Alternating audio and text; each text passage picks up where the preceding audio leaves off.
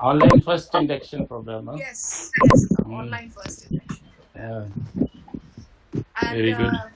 a very interactive group of participants. I'm very happy to have them all. 160 लोग हैं sir इसमें और अभी मैं देख सकती हूँ Oh, कोई wow, very 106 good. तो Hmm. 106 तो ऑनलाइन का ही अच्छा फायदा हम उठा रहे हैं कि हमें Yes, क्लासरूम साइज yes. नहीं है तो वो जो Uh, हमारी एक रुसवाई होती थी लोग हमसे कहते थे हमें एडमिशन दीजिए और फिर हम नहीं दे पाते थे उससे बच गए. uh-huh, uh-huh. Yes. So, my dear participants, I take pleasure in welcoming Professor M. Muzammil.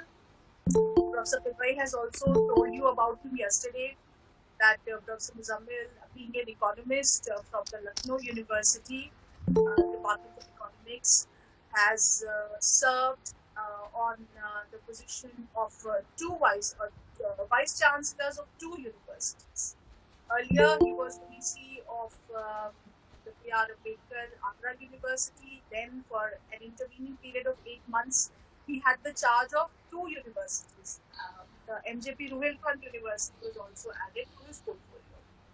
Then his term was finally concluded as Vice Chancellor at the MJP Rohailkhand University. Now he's back to Lucknow, and after his superannuation, also Professor Muzammil is very active academically. Assalamu alaikum, sir. Alaikum salam. Professor Tibay has joined from Yeah, assalamu alaikum, sir. Assalamu alaikum. uh, बहुत शुक्रिया, बहुत शुक्रिया. Assalamu alaikum. Yeah, assalamu alaikum. Yes. So, Professor Muzammil has been kind enough to agree to speak to you on two topics on two consecutive days with his vast exposure in the area of higher education, being at the top position of academic leadership. And these universities were not simple universities. They had lakhs of students and thousands of affiliated colleges, and that too in the hinterlands of UP, so you can imagine what a tough portfolio it must have been for him. But thankfully, he fared through very well. And here he is with us. He will be speaking to you about the higher education ecosystem today. And tomorrow, he will be speaking about the goals of higher education. I am sure you're going to thoroughly enjoy his content as well as his manner of presenting. So thank you once again, Professor Muzammil. I extend to you a very hearty welcome, and I wish Thank all you, our thank you, participants the very best in learning from you, listening to you. thank you very much. Thank you very much. Is it okay? My audio is okay with everybody? Yes, sir. Please check. Yes, sir. Yes, sir. Yes, sir. Yes, sir. Yes, sir. Okay, Yes, thanks. Thanks very much. Okay, thank you very much. I'm very happy to join this program, faculty induction program. Whenever I have the privilege of addressing teachers, I assume that it is being told to me. I tell to myself, then I tell to others, because every moment is a challenging moment for teachers in higher education. Because whenever we think of teachers, and particularly when we think of new teachers in higher education, it's ethically very challenging profession and intellectually very challenging profession. So I should congratulate all the teachers who have joined this program, and I should congratulate Professor B.R.A, the director of the HRDC, Human Resource Development Center of the University Grants Commission at Aligarh Muslim University, one of the most distinguished HRDCs in India of the 66. So I'm very happy to be associated as a resource person with HRDC of AMU under the leadership of Professor B.R.A as the director of HRDC, and Dr. Faiza Abbasi, who is the course coordinator and assistant director in the Academic Staff College earlier and now HRDC, Aligarh Muslim University. I welcome on behalf of my own self, also on behalf of the HRDC of Aligarh Muslim, all the participants across the country. Now, 160 is a fairly very large number. Otherwise, would have been divided into 4 groups. So, 4 बार अलीगढ़ जाना पड़ता to address the participants in in different groups of 40 participants in FIP, Faculty Induction Program. At the outset, what is important is, let me start by saying that this profession of teacher in higher education, your role, the role of the teacher in higher education, and the ecosystem around which we are working, the number of universities, the number of colleges, how the entire system is governed, how historically it has evolved as itself and has come to the present position, and what are the challenges that are lying ahead. So history of the last 150 years or 200 years or thousands of years, and the future. So we balance ourselves at the intersection of the timeless with time. So that intersection is of the past and the future. So we are balancing ourselves. Unfortunately, we are passing through a very critical phase in human history when the entire world has virtually stopped to work. And that is why I am sitting in my home and you are sitting at your respective places. And we are trying to overcome that obstacle which has been created by this COVID-19 pandemic across the globe. Earlier, it was face to face at one place. Aligarh Muslim University would have been the venue. You would have come all the way to Aligarh Muslim University to attend this program. But in the present scenario, new things have come up. The challenges have given this opportunity that this digital mode of learning has become the order of the day, the order of the higher education system, that a person sitting at one place is addressing participants across India, across the globe. And that is why आपने उसमें जरूर participate किया होगा, the webinar, online seminar, online discussion, the webinars which are organized. So you as teacher, ethically is a very challenging profession. I should congratulate you, and at the same time, you should yourself, and I myself am aware of this great responsibility that ethically it is a very challenging profession. Every effort the teacher has to make, that whatever the teacher is trying to teach is learned by the student. Teaching and learning, these two are different things.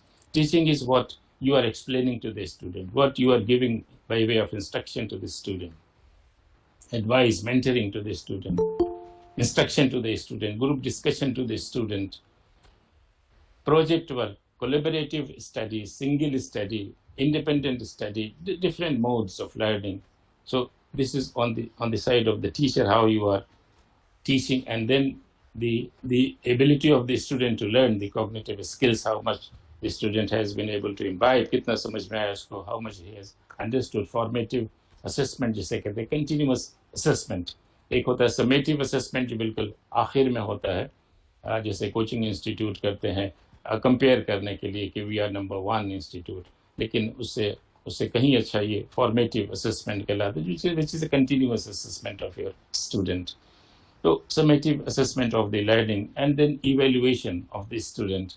So in तीनों चीज़ों में जो ethical responsibility है, and that is why we say that it is ethically very challenging profession. Integrity of the teacher, commitment of the teacher, sincerity of the teacher, and that is why we say what for universities stand. Then we say that universities stand for humanism. Number one, universities stand for humanism, for tolerance, for reason, for adventure of ideas. ये चीज़ें अगर आप जहन में रखें, that universities stand for humanism, मानवता के लिए विश्वविद्यालय हैं, और जो colleges हैं, institutions हैं, they are there for furtherance of the human values, for furtherance of ethical values, for furtherance of moral values. And we as teachers, we are the embodiment of those moral qualities which go to make the human character. All the moral qualities, all the human qualities, all the ethical qualities, and that is why we say that the teacher, the role of the teacher is more ethically, more, or perhaps most challenging profession. And then intellectually also, we are not second to anybody. We are second to none. So we should be on the top. As teachers, we should be on the top. And that is why the teachers are called the torch bearers in the society. So how the system has grown and how the role of the teacher has increased in the present scenario of higher education in India. is a very complex issue, and it is very interesting that that teachers from across the subjects, from across disciplines, from across faculties, science faculty, arts faculty, social sciences, humanities, सभी engineering, management, सभी एक साथ FIP में जुड़े हुए. The reason is that here we are talking something which is of interest, which is of value, which is of utility, which is of great importance for all teachers, irrespective of the subject which a particular teacher is teaching. So your role in the entire system is very central. I will explain in a short while from now. The first, let me take you the broad scenario of higher education in India. When we joined as teachers in higher education, we joined either in a university department or we joined in a college or in an institute. उनको stand-alone institution कहते हैं. So the number of universities, number of colleges have gone up enormously in India. As of now, मोटा figure अगर ध्यान में रखना चाहिए, about 1000 universities, 993 का exact figure है, 993 993 जो 1819 का जो all India survey of higher education है, यूजीसी का वेबसाइट पे लगा हुआ है, HRD की मिनिस्ट्री ऑफ एजुकेशन का वेबसाइट पे लगा हुआ है. उसमें अगर आप देखें तो वो जो 993 और ऑलमोस्ट 1000 यूनिवर्सिटीज, 1000 विश्वविद्यालय, and about 40,000, 39,000 some hundreds, about 40,000 colleges. So it's very fortunate that you are a teacher in the university system, you are a teacher in the college system, you are a teacher in higher education sector in the country. So of the three levels of higher education, primary level, secondary level, higher level, and as we move from one level to another level, there have been different stages of learning at different levels. And to begin with, if we focus on higher education, then number one is the number of institutions, quantity. About 1,000 universities, about 40,000 colleges, and of various types of colleges. Colleges teaching a single subject, large number of colleges are teaching a single subject. They are called B.Ed colleges or law colleges only. And there are many colleges, and the new policy wants that gradually these colleges will be phased out. इनको खत्म कर दिया. Either they should make themselves multidisciplinary, बहुत सारे subject पढ़ाना शुरू करें, नहीं तो फिर ये हायर एजुकेशन का जो एम है, holistic development of the human being, वो शायद ही पूरा नहीं कर पाएंगे.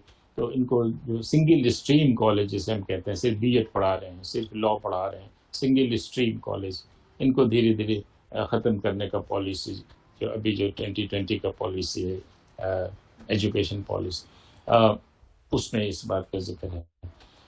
So in number of universities, number of colleges, and then the number of students they are in, 26% का जो gross enrollment ratio है. This gross enrollment ratio is the ratio of the students, ratio of the girls and boys of that age group, 18 to 23, 18 साल से 23 साल, 18 to 23 years of age. इसमें अगर 100 लड़के लड़कियां हैं और इसमें से 26 ऐसे हैं जो यूनिवर्सिटी और कॉलेज में जा रहे हैं, then we say that the gross enrollment ratio is 26%.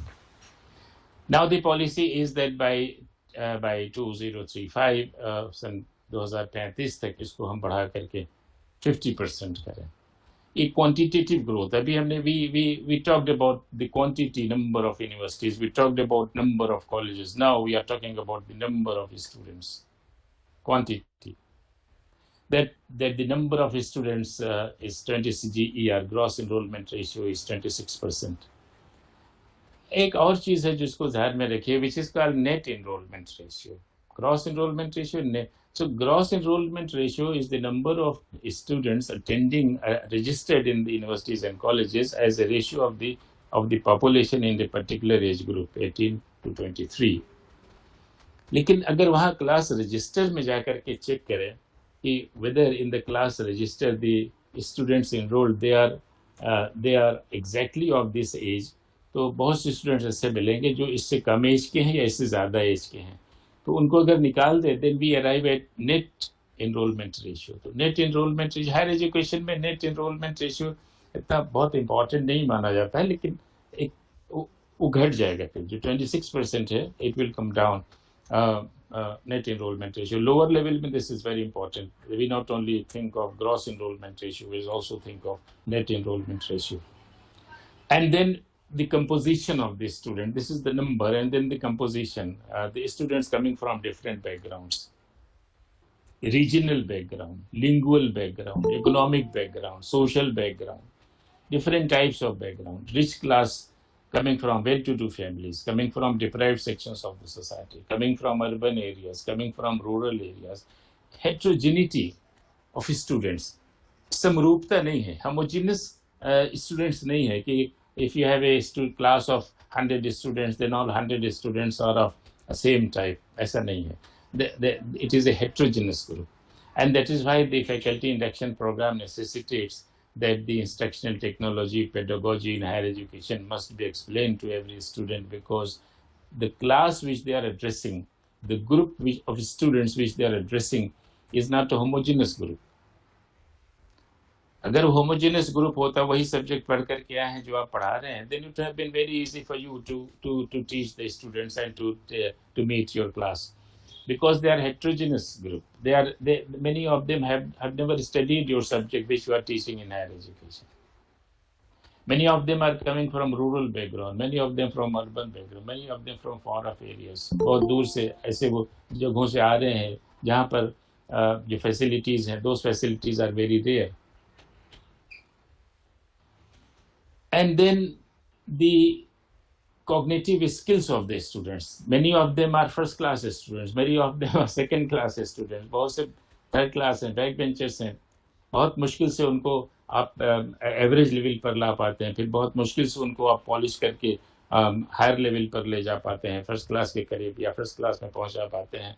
सो जिनको स्लो लर्नर्स कहते हैं. So they are fast learners, they are slow. Remedial classes की बात होती है, इसीलिए that we are not only taking general class lectures, we are also taking remedial classes. As teacher, हमारी जिम्मेदारी है कि we are taking note of the very good students, in intellectually very sound students in the class, and we are also taking note of those students who are laggards, पीछे हैं, बहुत पीछे हैं और कमज़ोर हैं पढ़ने में. तो उनके लिए अलग से कोशिश किया जाए कि उनको कैसे हम लें. तो ये चीज़ें हैं which are related with number of students. एक तरफ जो है वो क्वांटिटी है, और दूसरी चीज़ quality is very important. Quality of learning, quality of teaching, quality of assessment, quality of education, excellence. जैसे जैसे ऊपर जाते हैं जो एक्सीलेंस का जो तकाजा है ये बढ़ता जाता है. जो सिस्टम ऑफ, जैसे 1000 university, no competition is very much. 1000 विश्वविद्यालयों में कंपटीशन है.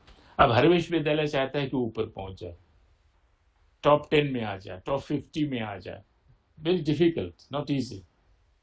40,000 कॉलेजेस हैं, आप एक कॉलेज में टीचर हैं, you wish that your college comes up. कितना मुश्किल काम है 40,000 कॉलेजेस में कंपटीशन करना. तो ये क्वालिटी एक्सीलेंस जिसे हम कहते हैं, and this is not any given benchmark कि ये इसको हम मान लेते this is the benchmark of quality. And you are here, and if you move and reach this point, then you should be very happy that you have reached the given benchmark of quality. ये जो quality के benchmark आज यहाँ पर है और हम यहाँ पर हैं, जैसे हम एफर्ट करके यहाँ पहुँचेंगे, we will find that this moves ahead. ये और आगे चला जाता है.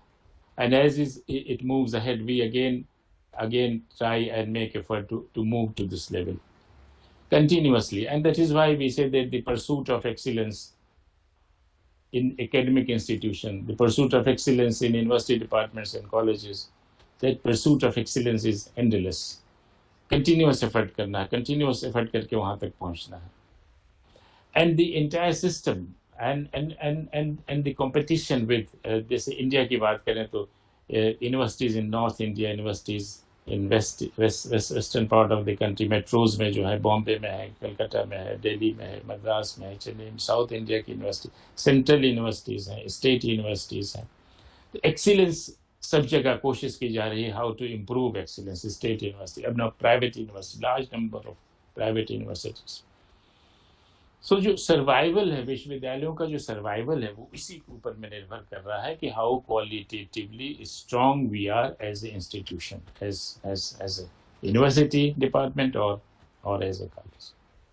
And the third thing is equality.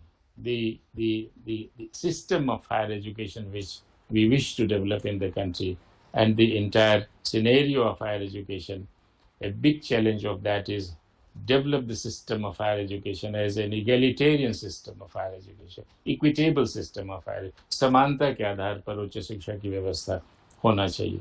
ये जो समानता के आधार पर egalitarian system, equitable system, या we also use the word inclusive higher education, that is, nobody aspiring to achieve higher education is left out because of any consideration, because of regional consideration or lingual consideration or economic consideration or caste consideration or racial consideration, whatever.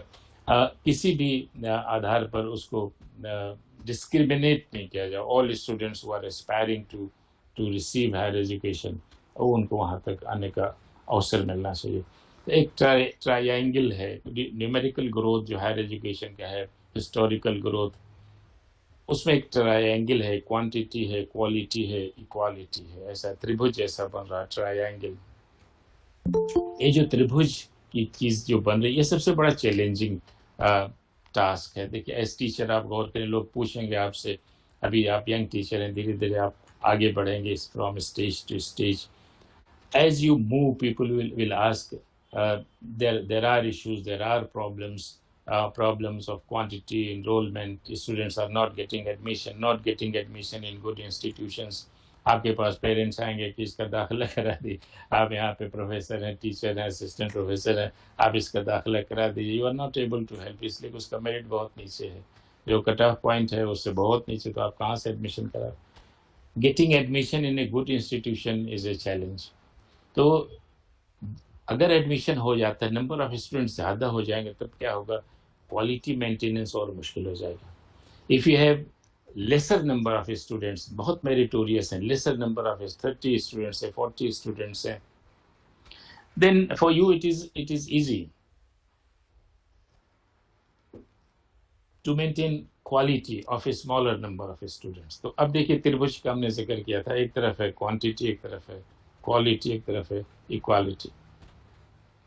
तो quality maintain करना आसान काम है, और जब students की संख्या ज़्यादा हो जाएगी, 1000 student, 2000 students, then it's very challenging to maintain quality, to strive for quality.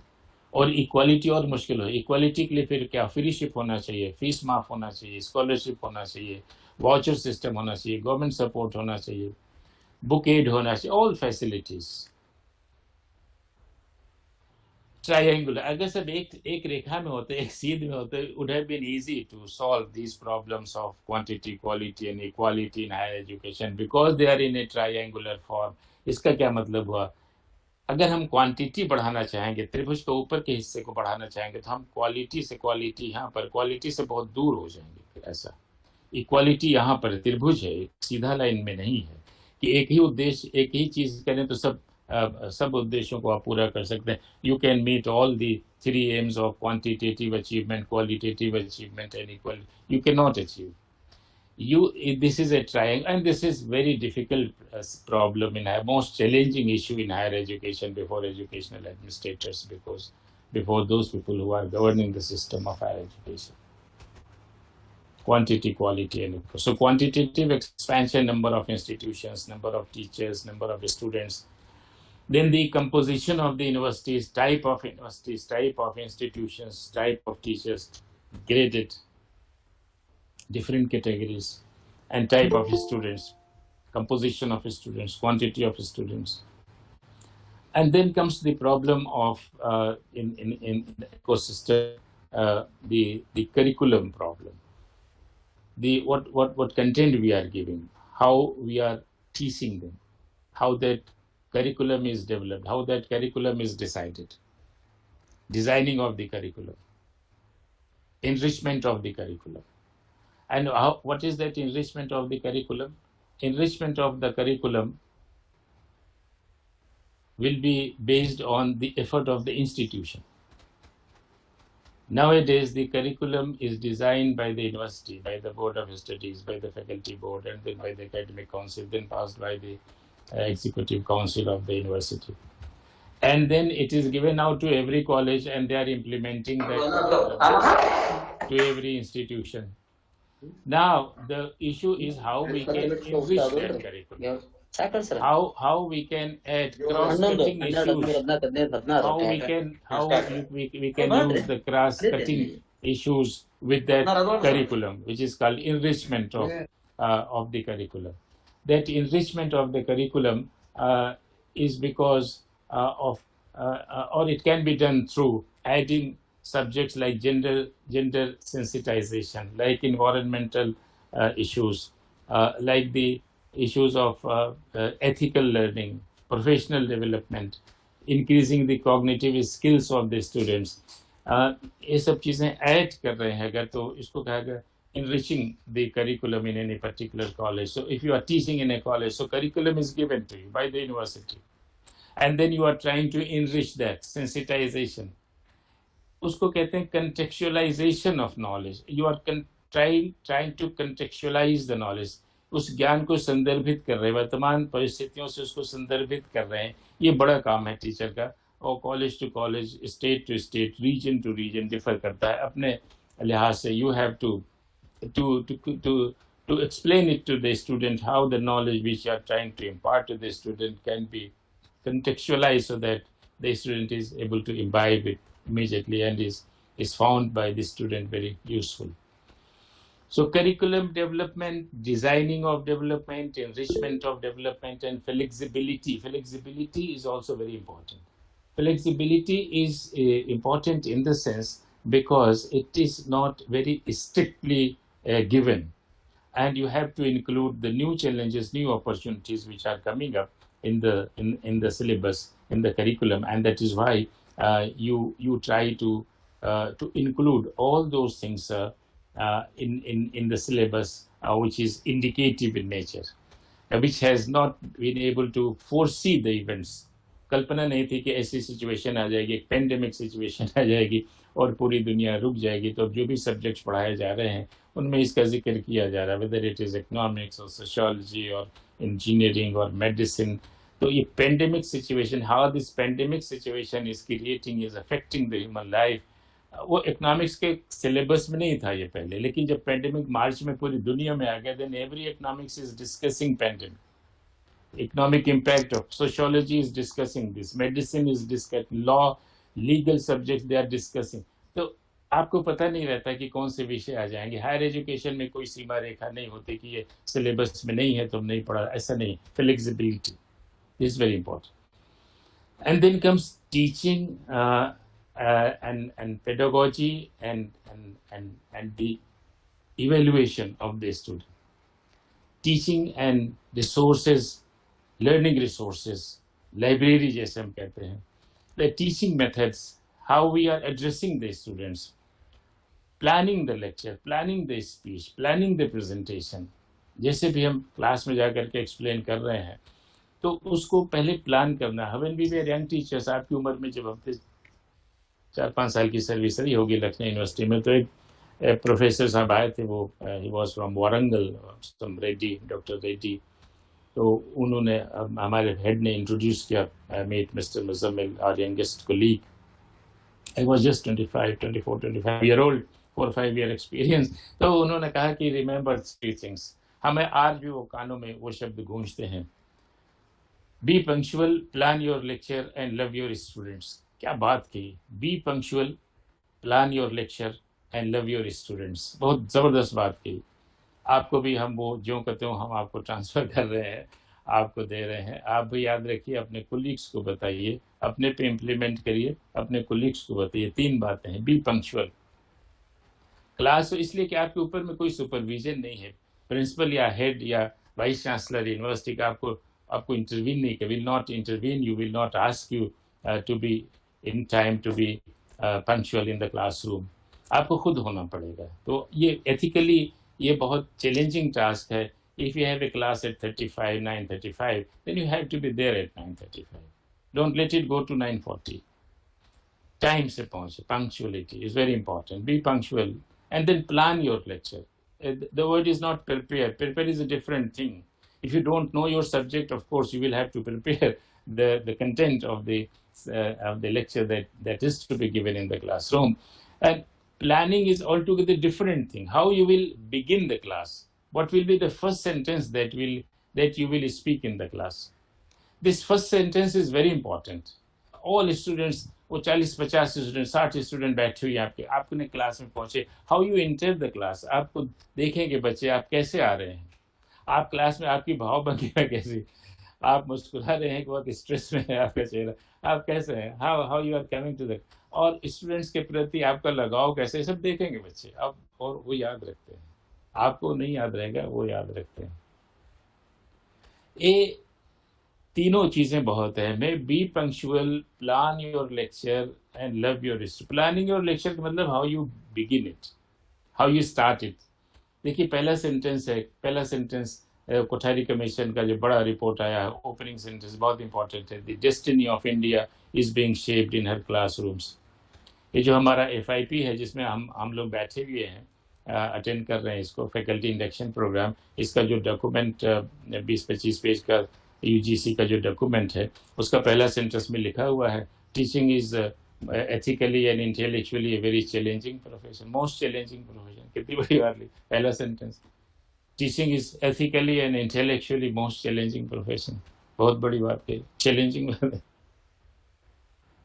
Kothari commission इतना मोटा रिपोर्ट है, 4 वॉल्यूम्स में है, टोटल इतना मोटा रिपोर्ट है, उसका पहला सेंटेंस लिखा हुआ है, the destiny of India is being shaped in her classrooms.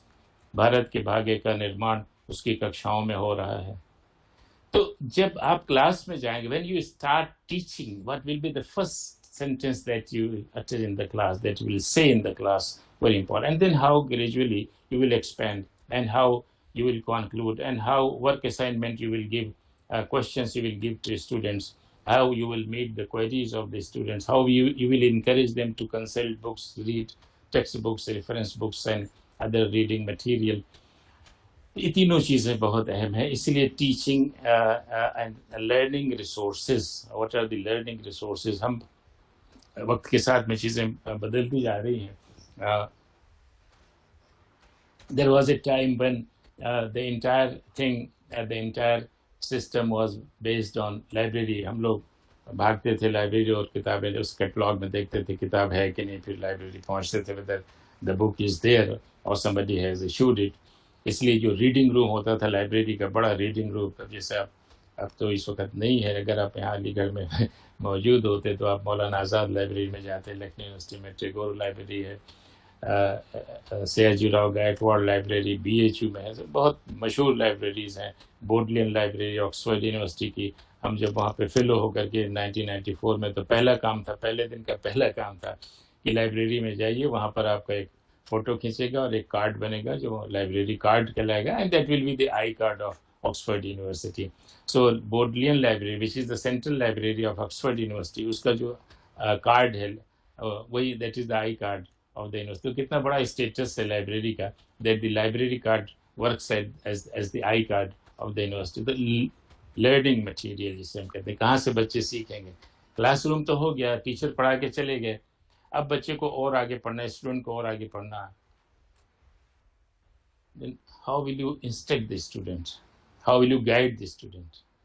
How will you advise the student? This is very important. और जब ये चीज़ें आगे बढ़ेंगी तब फिर ये सवाल होगा कि अब दूसरे मटेरियल, जैसे अब इंटरनेट पे बहुत सारा मटेरियल आ रहा है, गूगल सर्च में बहुत सारा मटेरियल आ रहा है, UGC इन्फ्लिपनेट के ज़रिए बहुत सारा मटेरियल दे रहे हैं. There are so many books, so many journals which are prized books, prize journals. ऐसे नहीं मिलेगा आपको, उसका जो किंडल एडिशन है स्क्रीन पे जिनको आप पढ़ सकते, यू हैव टू पे फॉर इट. तो many institutions, many colleges, many departments, they have subscribed those books. You can sit on your laptop or in the library, जहाँ पे ये टर्मिनल्स बने हुए हैं, आपके कंप्यूटर लगे हुए हैं, आप उन पे जाइए, स्क्रीन पे आप उन किताबों को पढ़ सकते हो. जर्नल ऐसे नहीं मिलेगा आपको, आप दूसरी जगह पर देखेंगे तो नहीं मिलेगा. वो लाइब्रेरी में चूँकि एक्सेस है आपको, तो you can go and read that. तो ये बहुत अहम है. तो करिकुलम नंबर 1 हुआ. उसके बाद में जो टीचिंग है और लर्निंग रिसोर्सेज है, लाइब्रेरी है, and internet material है for teaching to support your learning is very important. As teacher, as a student, as educational head of the organization, very important. And then is research and innovation, and the financing of this is resource mobilization for research. Research and teaching, they go side by side, they reinforce each other. Higher education institutions are known not only for reading, they are also known for teaching, and they are also known for research, teaching and research. और reading दोनों में बहुत महत्वपूर्ण, ये बहुत अहम है। देखिए, अगर आप पढ़ेंगे नहीं तो पढ़ा भी नहीं पाएंगे और रिसर्च भी नहीं कर पाएंगे। तो दोनों के लिए क्या जरूरी है? रीडिंग जरूरी है। अब कोई आप हमसे पूछे हम रिसर्च करना चाहते हैं, हमको क्या करना चाहिए, तो बहुत बड़े जवाब हमसे उम्मीद ना करिए। हम आपसे सिर्फ ये कहेंगे आप पढ़िए इसके बारे में। आप जिस चीज के बारे में रिसर्च करना चाहते हैं, you please read about it. और हमारी तरफ से बहुत आसान जवाब है। देखिए, आप इस पर गौर करें। You say that I want to do some research, लोग आएंगे आपके पास, जब सीनियर हो जाएंगे, अभी आपके पास आ सकते हैं, हमारे पास आते हैं बच्चे, सर रिसर्च करना चाहते हैं, क्या जवाब मिलेगा? रीड। इसलिए कि जब आप पढ़ेंगे जिस चीज़ के बारे में आप रिसर्च करना चाहते हैं, ideas do not develop in vacuum.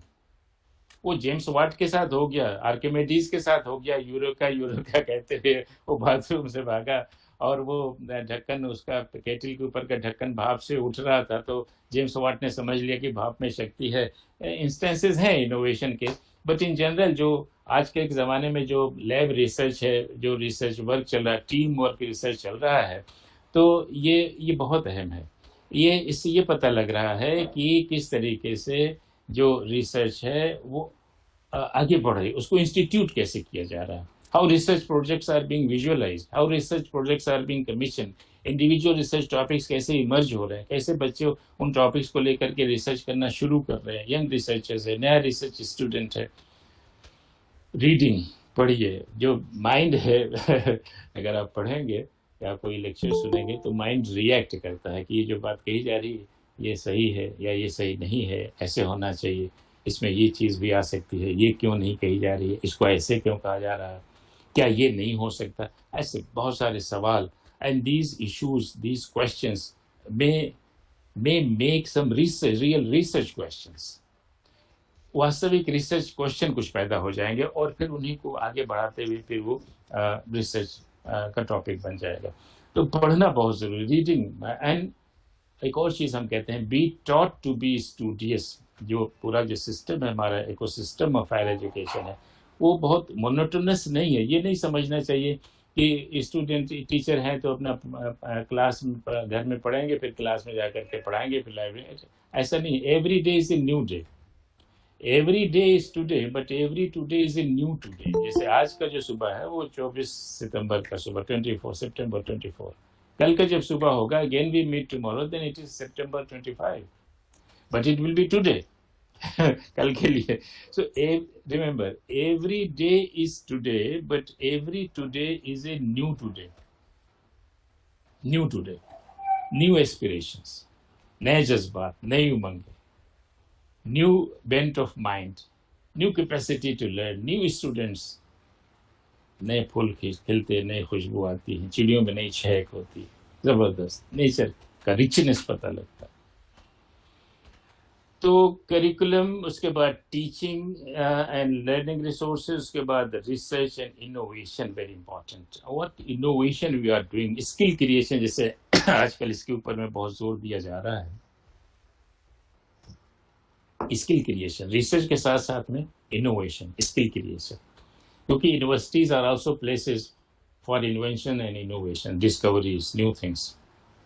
पूरी दुनिया में जो रिसर्चेज हो रही हैं वो उसमें विश्वविद्यालयों की बड़ी भूमिका है, and they are the pioneering institutions. अभी जैसे कोविड-19 का ये आया तो ऑक्सफोर्ड यूनिवर्सिटी लग गया, जॉन्स हॉपकिंस यूनिवर्सिटी लग गया, दुनिया की दूसरे विश्वविद्यालय लग गए रिसर्च करने में, medical faculties, medical doctors, teachers, हमारे प्रोफेसर्स सब लग गए इसमें कि नई दवाएं कैसे निकाली जाए, वैक्सीन कैसे निकाली जाए, जिससे कि इसको यूज़ किया जाए और इस पेंडेमिक को, इस महामारी को रोका। How to check that?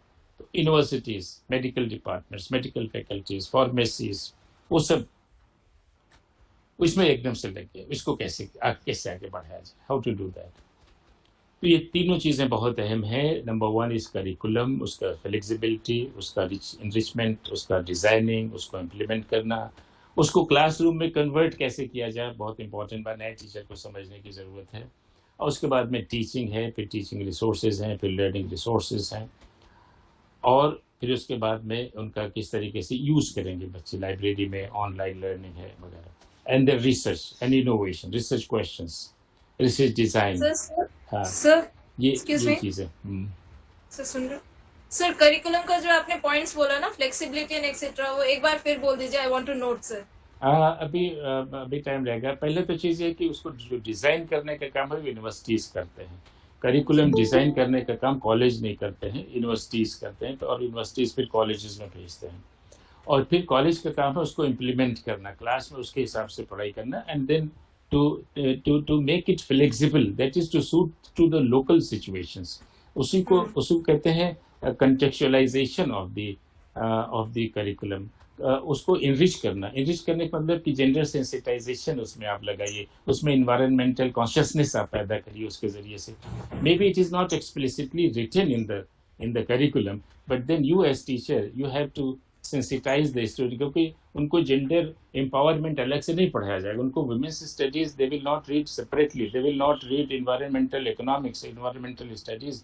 You have just to sensitize them for these, for professional learning, skill creation, honesty, integrity, those things. तो ये सबसे पहला चीज़ हुआ।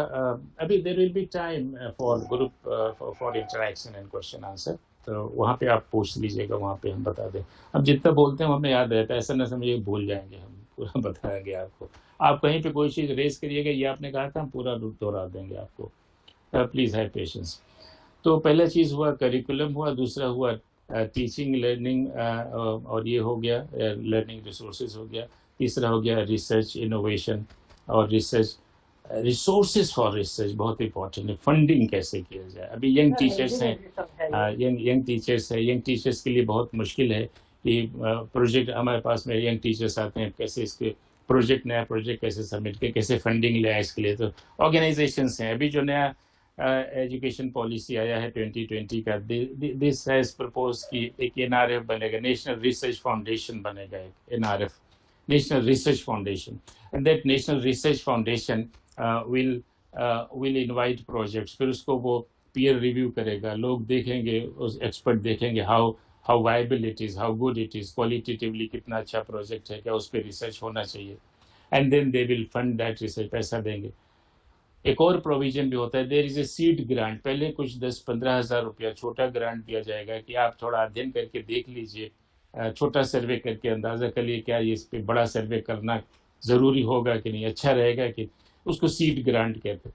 तो पहले सीड ग्रांट दिया जाएगा, so that you evolve your project, you come out with a good project, and then you submit it for further final. तो ये सब इसके अंदर में, रिसर्च के अंदर में आएगा। तो ये तीनों बातें हमें, करिकुलर, टीचिंग एंड रिसर्च। अब आइए इसके बाद आ रहे हैं, वो है इंफ्रास्ट्रक्चर एंड इनोवेशन।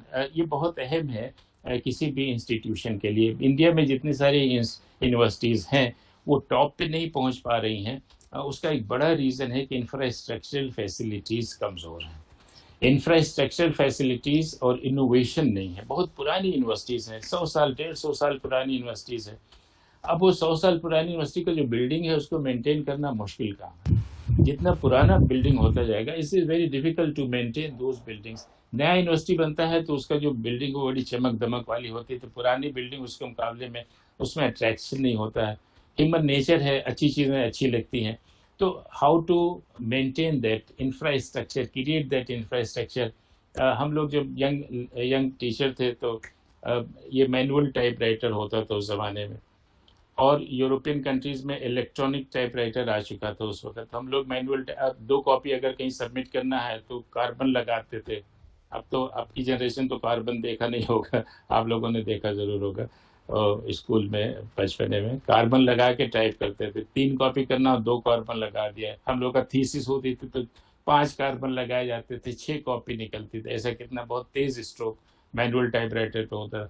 तो अब चौथी पांचवी कॉपी जो होती थी, आप कोई तरीके से you can read it but it was very shabby, गंदी सी लगती थी। अब क्या है, बाहर के जर्नल में छपने के लिए देखिए बहुत है, बहुत छोटी बात, but this is very important thing.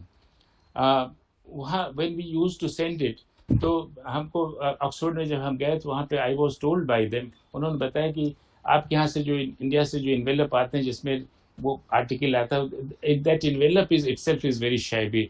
तो उसको लोगों को लगे इसमें कोई अच्छी चीज, कोई ठीक चीज नहीं होगी, देखने से बहुत शैबी लग रहा है, बहुत ही गंदा लग रहा है, लिफाफा ही ठीक नहीं लग रहा है, और जिस तरीके से उसको चिपकाया गया है, जैसे टिकट उसके स्टैंप लगे हुए हैं, और टोटल लुक उसका खराब है। फिर उसको निकाला गया जब वो कार्बन टाइप, उसमें एक तो अच्छी ऊपर वाला जो है वो तो ठीक लग रहा है, दूसरा कॉपी जो है वो कार्बन शैबी लुक। तो ये काहे की कमी है? इंफ्रास्ट्रक्चर, इसमें आपका कमी नहीं है, इंटेलेक्चुअली यू आर साउंड, आपने आइडिया दिया।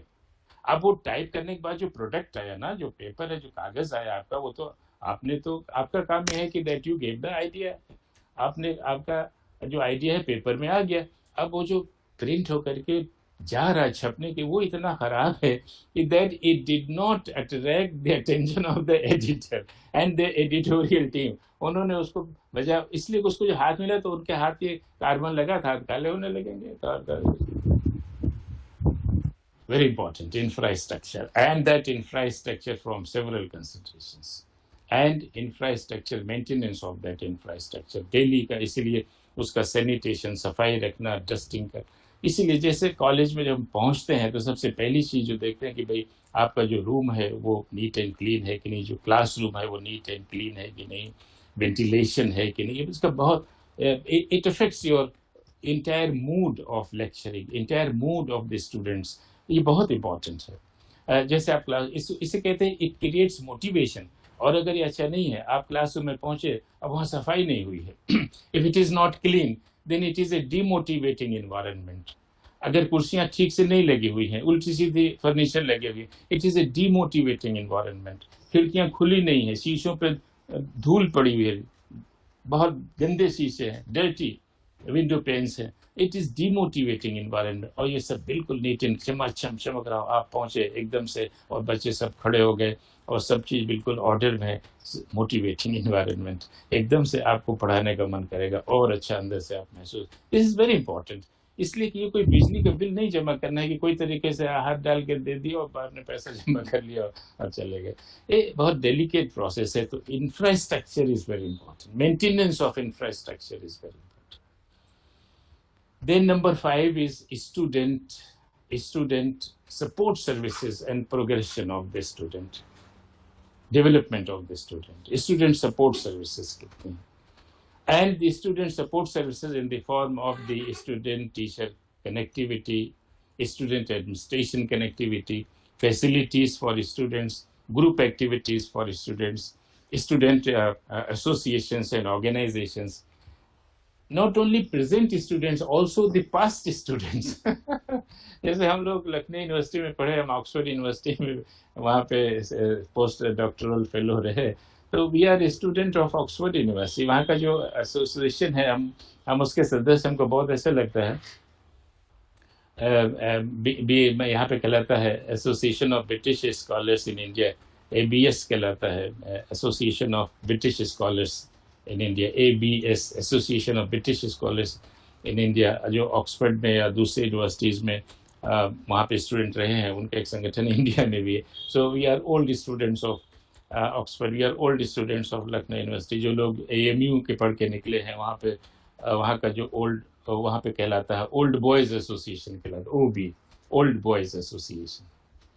तो एक मरतबा जब खूब AM खुसरो साहब वहाँ पे वाइस चांसलर थे, AM खुसरो साहब इकोनॉमिक्स के प्रोफेसर थे, बड़े हंसमुख थे, लेक्चर देते थे बिल्कुल जैसे फूल झड़ रहे हैं, he was very fluent, and then he was also editor of Indian Express, and he was also ambassador to Germany. बहुत बड़ी बड़ी पोजीशंस को होल्ड किया। Once he was vice chancellor of Aligarh Muslim university. तो कुछ जर्नलिस्ट आए, अखबार वाले आए, उनसे पूछे कि देयर इज ए डिस्क्रिमिनेशन, आपके यहाँ तो बड़ा डिस्क्रिमिनेशन है लड़कियों के खिलाफ। क्यों? कि आपका जो एल्यूमिनी एसोसिएशन है, it is called old boys association. तो इसमें आपने लड़कियों को तो हटा दिया, लड़कियां खूब पढ़ती हैं अलीगढ़ यूनिवर्सिटी में, you are calling it old boys association. तो खुसरो साहब ने जवाब दिया कि girls would not like to be called old girls, but they will love to be associated with old boys. लड़कियां ओल्ड लड़कियां नहीं कहलाना पसंद करेंगी, वो अपने को ओल्ड बॉयज के साथ एसोसिएट रहना पसंद करेंगी, इसलिए we have old boys. So बहुत बहुत हंसे वो जनरली, लेकिन इतना quick intellectually sharp reply, old boys association. तो alumni association, engagement of the alumni association. अब जब से ये नैक का क्रेडिट असेसमेंट और accreditation, many of the colleges, many of the university departments, many of the universities, they are now having alumni association। पहले नहीं था, अगर था तो इफेक्टिव नहीं था, it was defunct, inactive. Now because there are credits to be given to alumni association, and the engagement of how the alumni association in helping the alma mater, जो संगठन है वो कैसे हेल्प कर रहा है, बुक्स दे रहा है कि नहीं, सपोर्ट कर रहा है कि कोई बिल्डिंग में हेल्प कर रहा है, कोई कमरा बना रहा है कि नहीं, उनके जो एसोसिएशन मेंबर्स हैं, are they also helping in different meetings, are they associated with the different functioning different organizations, bodies. So student support services also includes student, previous students, old students, alumni जिनको हम कहते हैं, alumnus single है तो alumnus कहलाएगा। हम I'm an alumnus of this university। आपने BHU में जैसे पढ़े तो you are an alumnus of BHU। These students are alumni of BHU और they are of AMU, Oxford के पढ़े हुए हैं। एक ब्रदरहुड पैदा हो जाता है। कहीं आप दूर जाएंगे 20 साल बाद कहीं मिलेंगे तो वो कहेगा I am also from Aligarh, तो वो एकदम से लगा कि इज माय ब्रदर और शी इज माय सिस्टर। इतना क्लोज एंगेजमेंट होता है ऑफ द एसोसिएशन। सो तो मेक इट वर्क, उसको इफेक्टिव बनाइए, उसको काम करने दीजिए, तो उसमें आपका भी एक एंगेजमेंट रहेगा। You will continuously remain student if you are a member of the alumni association। so irrespective of you, आप 50-60 साल कितने के भी आप हैं, you are a member of alumni association, तो साल में 1-2 बार जब मीटिंग हो, you will go to your college, you will go to your university department, तो आप हाथ उठाएंगे I did in 1980, I did in 1970, हमने BA में यहाँ पर 75 में पढ़ा था, कितना अच्छा लगता है। so as if you are a student। George बर्नेट Shah ने, लंबी उम्र थी उसकी, जॉर्ज बर्नेट शाह 1950 में डेथ हुई उसकी। बहुत सारे नॉवेल, ड्रामा ये सब लिखा, आपने नाम सुना होगा। जॉर्ज बर्नेट शाह ने एक जगह लिखा, आई एम ए 90-year-old स्टूडेंट। मैं 90 वर्ष का विद्यार्थी हूँ, 90 साल का विद्यार्थी हूँ। जैसे कोई कहे 20 साल में का विद्यार्थी, 18 वर्ष का विद्यार्थी ना, Burnett, I am a 90-year-old student. तो student support services and student progression, कैसे वो आगे बढ़ रहे हैं बच्चे। ग्रेजुएशन किया, फिर पोस्ट ग्रेजुएशन किया, फिर उसके बाद में PhD में गए, फिर PhD में कैसे उनका काम आगे बढ़ रहा है, and how the institution is seeing through the progress of the student and within a group, within a class. जैसे ग्रेजुएशन है अभी तक 3 साल का है, now it is propose to be a 4-year graduation, how the student is progressing year after year. 2 साल का post graduation and how the student is progressing year after year. And universities are now having semester system, so 4 semester system or 6 semester system, so how the students are progressing semester after semester, odd semester and even semester। तो winter में odd semester हो रहा है और summer में even semester हो रहा है। then keeping an eye, keeping a watch, keeping a surveillance on the progress of the student, कि वो ऐसा ना है कि बिल्कुल लास्ट में जाके देखे अरे आप तो थर्ड आ गए, अरे ये समेटिव असेसमेंट है। फॉर्मेटिव असेसमेंट रखिए, कंटिन्यूअस वॉच करिए कि पहला सेमेस्टर किया, सेमेस्टर में भी there is internal assessment, there is external assessment. Keep an eye, उसके कंटेक्ट में बच्चे के, उससे बात कीजिए, पेरेंट्स के साथ में बात कीजिए।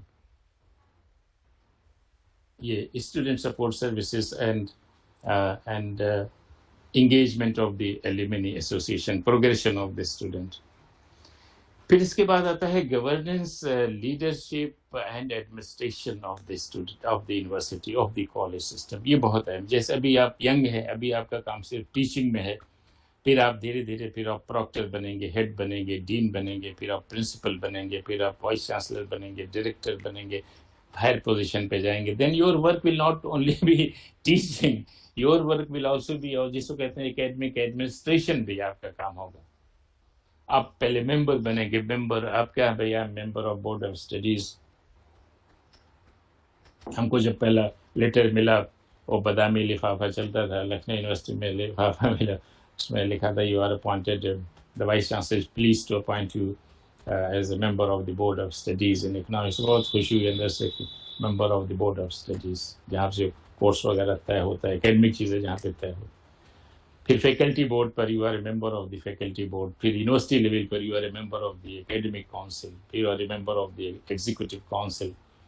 तो फिर ये सब क्या काम, ये एकेडमिक एडमिनिस्ट्रेशन है, ऑटोनॉमी जिसे कहते हैं, ऑटोनोमस इंस्टीट्यूशन के ये सब ऑर्गन्स हैं जो काम करते हैं, जो पूरे सिस्टम को आगे बढ़ाते हैं।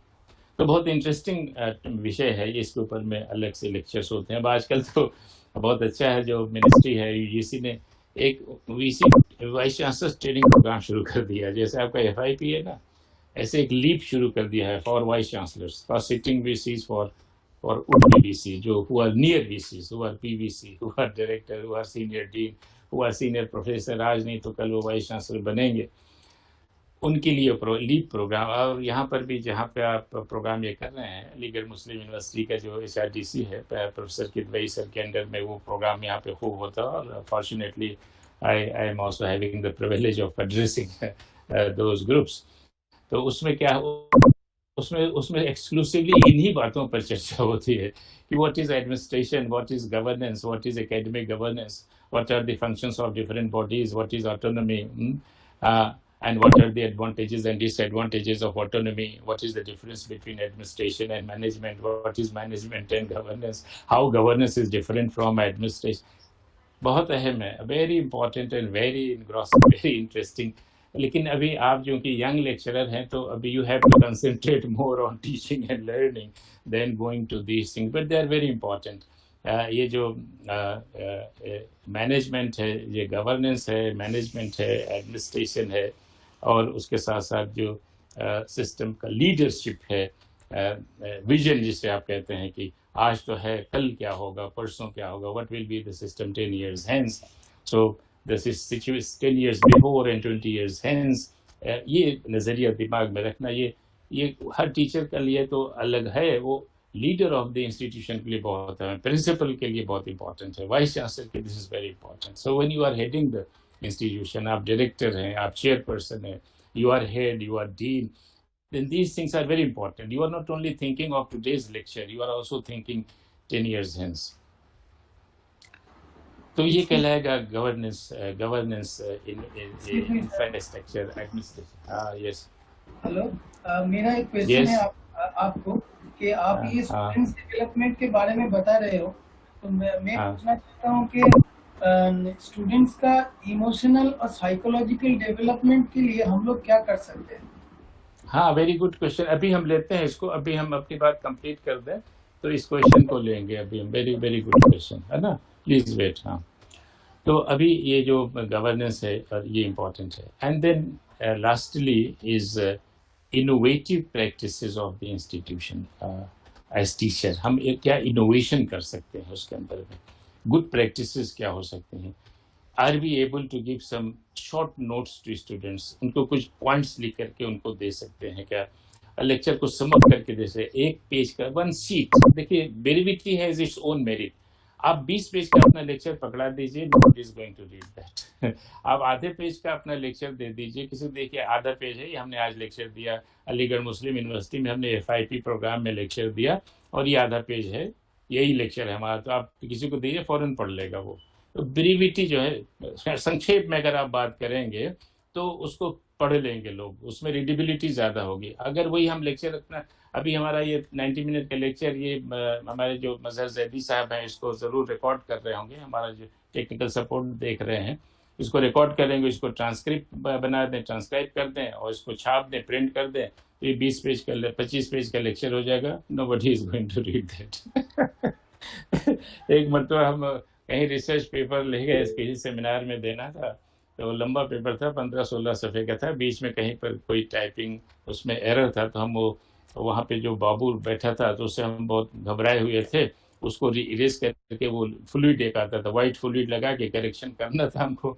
तो हम उससे मांग रहे थे please give me fluid, I have to make correction. तो वो हमारा चेहरा देखा, बोला घबराइए नहीं, इसको कोई पढ़ेगा नहीं, आप सबमिट कर दीजिए।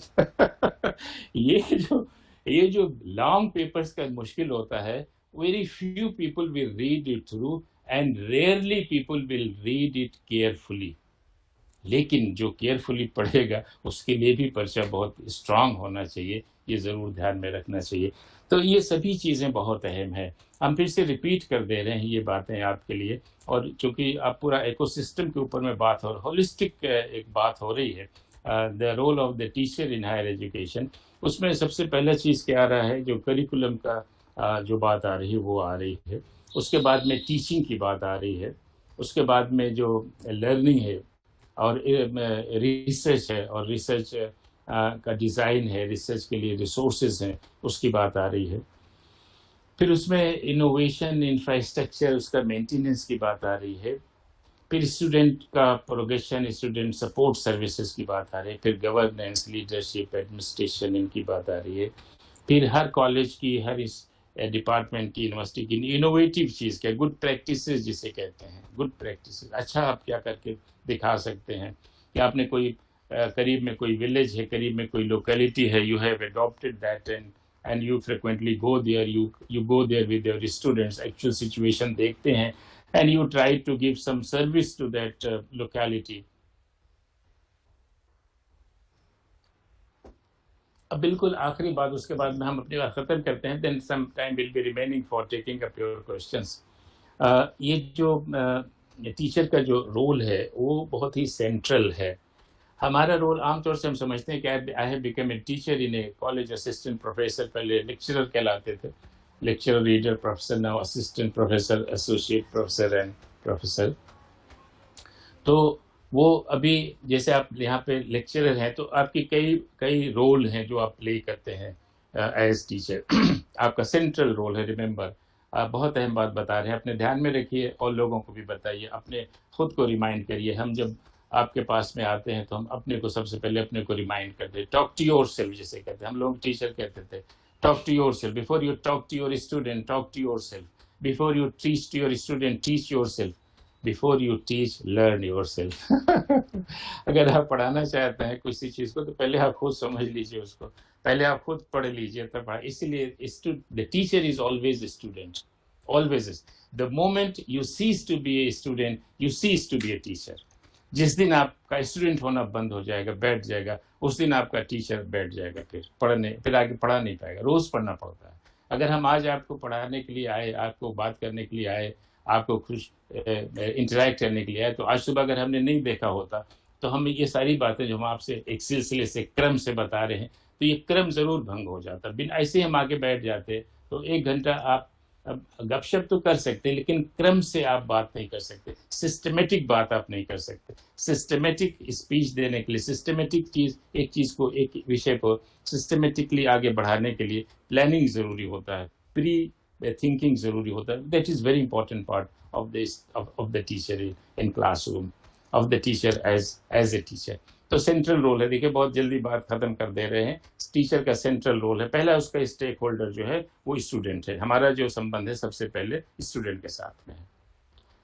माई role is there, I am a teacher because I have students to teach, इसलिए हम टीचर। जो अभी टीचर्स डे जो मनाया जाता है, तो टीचर्स डे इसलिए मनाया जाता है बिकॉज वी हैव स्टूडेंट्स।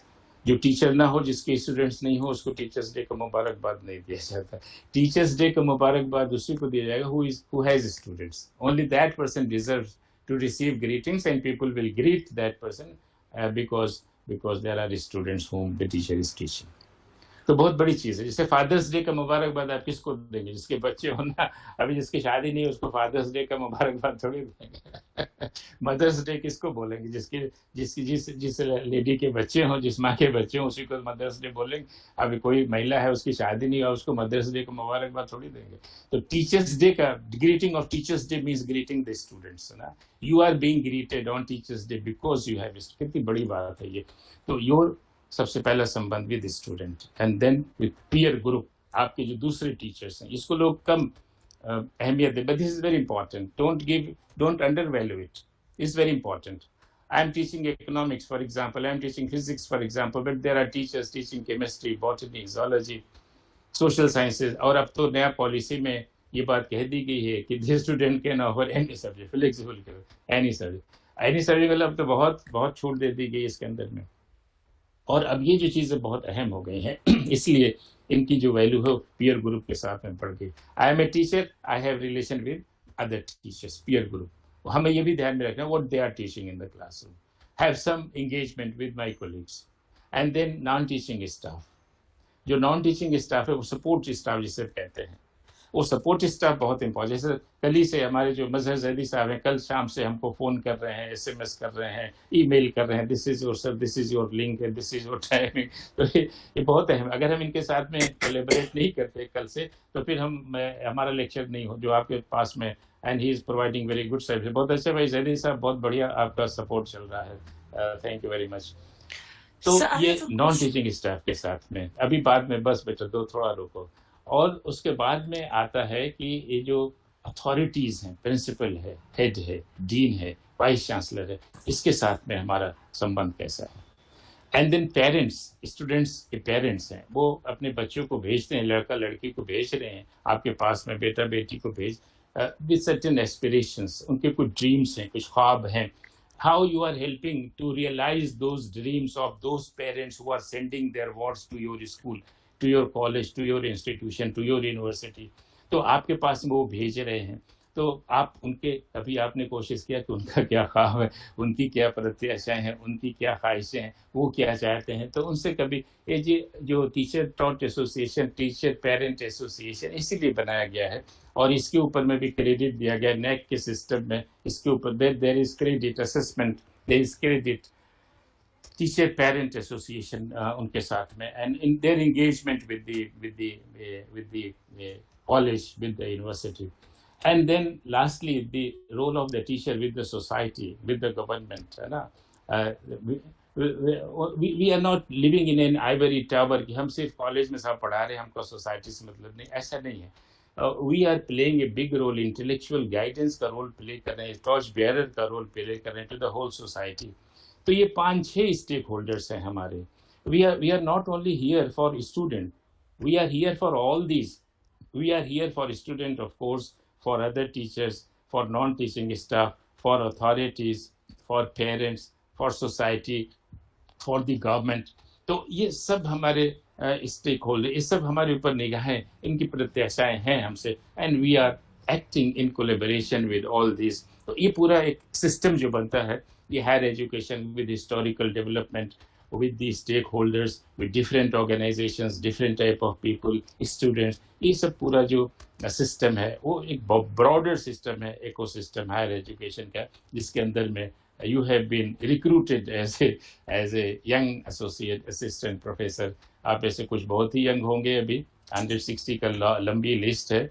आपको बहुत मुबारक, many congratulations and very welcome to you joining this profession. I gave you some idea about the system where you are in, and what are the things around you, and how you are expected to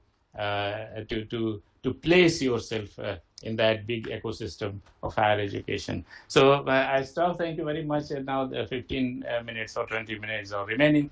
So now is the time to take your. I have already one question.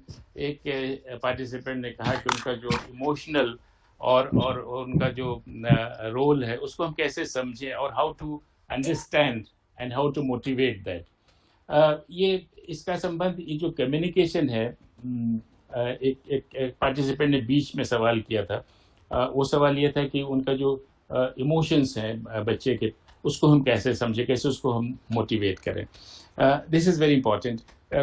Teacher जब class में जाता है तो teacher का जो presentation है, it is not an objective presentation. गौर करिएगा, it is a passionate communication.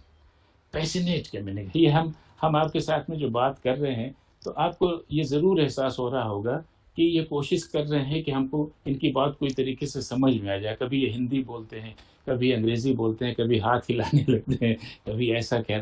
तो ये हम ये सब क्यों इसलिए कर रहे हैं, जिससे हम कोशिश ये कर रहे हैं कि हम जो बात कहें वो आप समझ जाए उसको. और जब हम ये कोशिश करेंगे तो आपको लगेगा, अगर आपका मोटिवेशन पहले कम रहा होगा तो आपको मोटिवेशन बढ़ाने का हमने काम किया।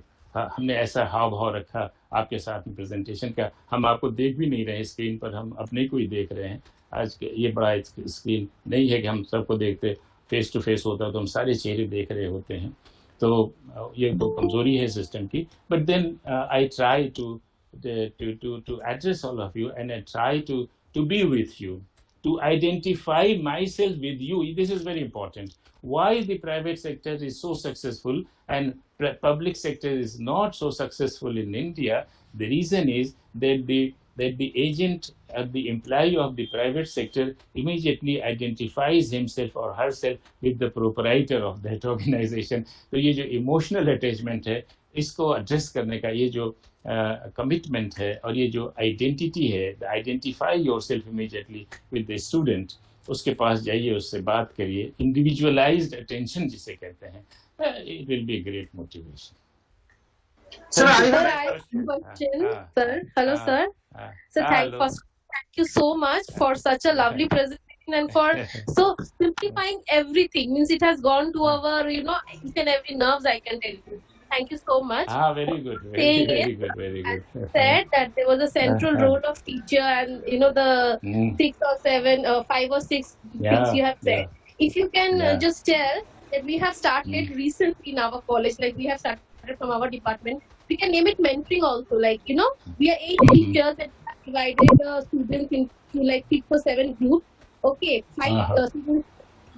And while that I think we asked about that psychologically and why they are not doing well, because many students, they come also from a very background, like they are not very strong financially. So in that case, we do benefit. I don't know, like at times we feel so helpless. How can we help them, right? Means to achieve what they want. They have financial problem, they have family pressure, that sometimes, how can we help them? If any guidance you can give us. Yes, sir, may I have a question, sir? Yes, sir. Let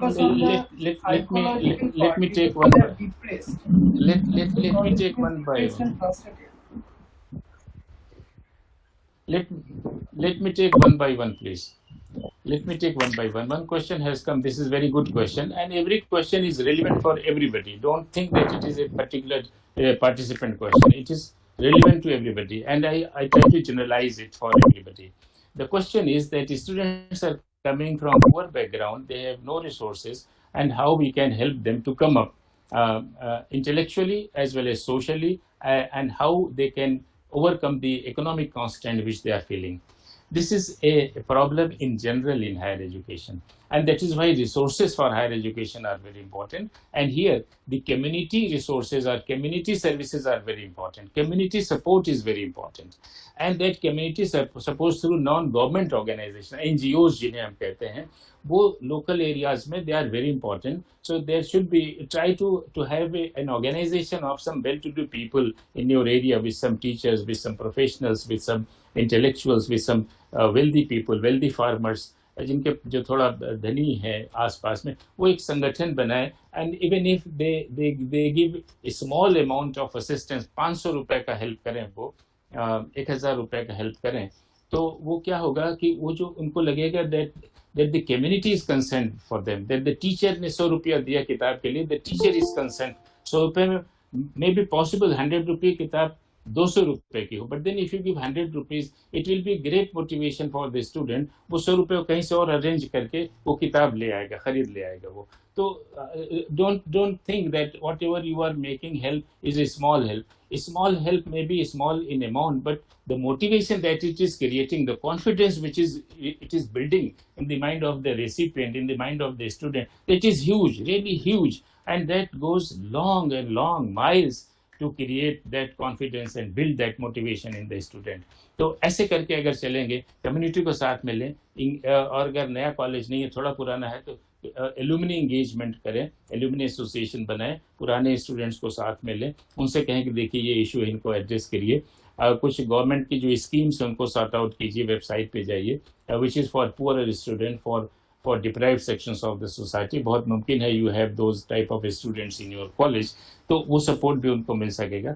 तो a multi pronged strategy जिसे कहते हैं, that can be resorted to for supporting the student, and I'm very happy for your concern, and thank you very much, and all best wishes to you. Thank you. Sir, I have a question. चक्रवर्ती है sir. आपने बोला आपके lecture में, बहुत बढ़िया lecture है sir, quality, quantity and equality. Equality is the basic thing for promoting education at any level. मगर sir अभी जो पेंडेमिक के सिचुएशन है, हम टीचर लोग जिसका बहुत मतलब प्रॉब्लम फेस कर रहे हैं ऑनलाइन एजुकेशन की तरफ, मेरे कॉलेज में भी मैं देख रहा हूँ, they are not getting support from different devices, yani smartphone, internet connectivity, and the students are unable to attend classes. Even there is a great tension from our end that whether they would be able to participate in the examinations then or not. So sir, it is a very different problem at present, particularly in the question of equality. How do you address it, sir? What is your suggestion? This is an issue in many parts of the country. Only yesterday I was talking with the colleague of Marathwada University in Aurangabad. तो हमने उनसे पूछा कि what you are doing there, तो उन्होंने यही बात बताई. What exactly I was told कि यहाँ पे students neighborhood में students are very poor and they do not have this smartphone, so we cannot have online classes. This is very important, and this is not an issue in India. This is an issue in many African countries. This is an issue in many Latin American countries. तमाम सारे गरीब देशों में ये समस्या है, क्योंकि pandemic सिर्फ इंडिया में नहीं है, सिर्फ पूरी दुनिया में है. तो अब क्या है, रिसर्चेज इसके ऊपर में हुई, तो लोकल जो टेलीविज़न हमारा स्टेशन है, दूरदर्शन या टेलीविज़न स्टेशन है, लोकल जो रेडियो स्टेशन है, in many places there are community radio. हमारा आगरा यूनिवर्सिटी में हम वाइस चांसलर थे, तो Agra university has a community radio. तो ये इनमें जो है वो रेडियो स्टेशन के ज़रिए से, दूरदर्शन टेलीविज़न के ज़रिए से द कोर्सेज आर बीइंग, और इनका जो इग्नू है, उन्होंने तो ज्ञानवाणी और ऐसा चैनल शुरू कर दिया है.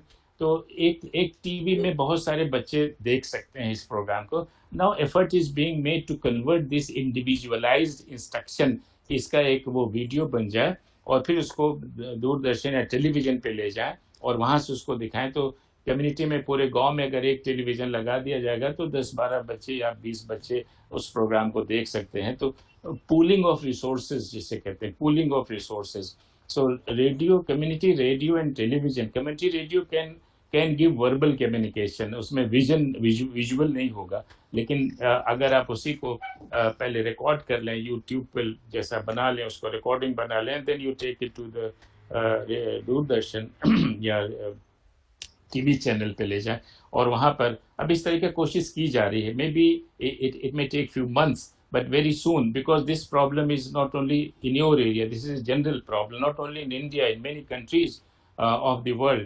तो वहाँ पर रेडियो और वहाँ का जो नेशनल टीवी चैनल है, जो हमारे यहाँ जैसे Doordarshan is the national TV network, तो वहाँ पर कोशिश किया जा रहा है कि जो टीचिंग प्रोग्राम्स हैं उनको इस पे ले जाए. तो देयर इज कम्युनिटी रेडियो, वो तो गवर्नमेंट ने प्रोवाइड कर दिया है. Almost in every country including India there is a television set with the gram pradhan. तो उसके ज़रिए से बच्चों को दिखाया जाए तो ये इस इशू को काफ़ी हद तक एड्रेस किया जा सकता है. And then there can be some NGO help for students to support them to have this smartphone. और अब जो कम लागत पर ये जो टैब्स आए हैं, कम दामों के जो टैब्स आए हैं, they are specially design for students. Yes, thank you sir. Thank you sir. Question में जानना चाह रहा था सर प्लीज. एक्चुअली जब हम लोग क्लास लेते हैं सर ना, तो आजकल जो बच्चे हैं उनमें कभी कभी बच्चे कहते हैं कि सर हमको आप ये नोट्स अगर प्रोवाइड करा दीजिए, हमको जो पावर पॉइंट आप दे रहे हैं सर यही प्लीज दे दीजिए. तो हम जनरली बच्चों से कहते हैं कि बेटा थोड़ा स्टडी करो, बुक्स भी देखो ना, क्या हमारे पावर पॉइंट में सब कुछ थोड़ी आ गया. हमने तो कुछ चीजें निकाली है जो मुझे ठीक लगा आपको बताने के लिए, आप बुक्स को टच करिए. लेकिन बच्चे लाइब्रेरी से बचना चाहते हैं, वो कहते नहीं सर प्लीज ये पावर पॉइंट दे दीजिए सर बस. तो ये जो एटीट्यूड है इसको कैसे हैंडल किया जाए सर? आपका चूंकि अनुभव बहुत बढ़िया है, ये बहुत अच्छा आपने अच्छा सवाल रखा है. ये समस्या रहती है. ये टीचर का रोल असल में बहुत चैलेंजिंग है, बहुत चैलेंजिंग काम है टीचर का. An ordinary teacher tales, a good teacher explains, but an excellent teacher inspires. तो वो इंस्पायर करने वाला काम करना पड़ता है। आप करेंगे, आपका बात से ऐसा लग रहा है, कॉन्फिडेंस है आपके अंदर में, कि उनको आप अपने लेक्चर को इतना अट्रैक्टिव बनाइए और अपना जो पावर पॉइंट उनको हाथ में दे दीजिए, कहिए देखिए ये तो हमने बोल दिया आपको, ये तो वही चीज़ है जो हमने बोल दिया आपको। अब उस इसी पॉइंट को लेकर के आप उसको समझाइए, इस पॉइंट के अंदर अभी इतनी बातें खुलनी है जो हम क्लास में नहीं बोल पाए, हमें पास समय नहीं है। इसके लिए ये किताब अगर आप देखोगे तो उसमें एकदम आपको बहुत मजा आएगा। You will enjoy that book on this point. अगर ऐसे आप लेकिन ये बच्चे सर फिर प्रिंसिपल के पास जाते हैं, उनसे कहते देते हैं हमको वो पावर पॉइंट नहीं दिया, तो मैडम कहते हैं कि यार ये क्या दीक्षित जी दे दिया करिए, ऐसा भी क्या आपका उसमें कोई काफी राइट है आपके पास, रोकना चाहता हूं इनको ना।